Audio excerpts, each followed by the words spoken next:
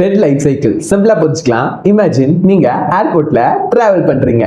First ticket book பண்ணுவீங்க, ஆனா flight இன்னும் என்டர் ஆகல. இதுதான் நியூ ஸ்டேஜ்.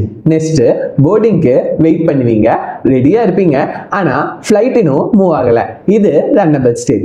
அப்புறம் ஃபிளைட் டேக் ஆஃப் ஆகும், ஆக்சுவலா டிராவல் ஸ்டார்ட் ஆகும். இது ரன்னிங் ஸ்டேஜ். டிராவல் நடக்கும்போது சம்டைம்ஸ் கொஞ்சம் வெயிட் பண்ணுவீங்க, like signal wait, landing permission wait, இதெல்லாம் வெயிட்டிங் ஸ்டேட்னு சொல்லுவோம். இன்னொரு சிச்சுவேஷன், ரன்வே வந்து பிஸியா இருந்தா உங்க ஃபிளைட் வெயிட் பண்ணும். இது blocked stage. Finally destination reach ஆயிடுவோம், டிராவல் கம்ப்ளீட். இது டெர்மினேட்டட் ஸ்டேஜ். இதுதான் ஜாவால த்ரெட் லைஃப் சைக்கிள்னு சொல்லுவோம்.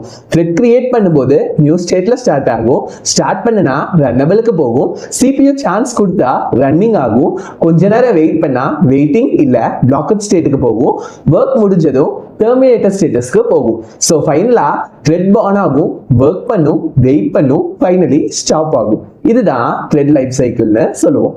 நாளைக்கு புது வீடியோல பார்ப்போம். பை.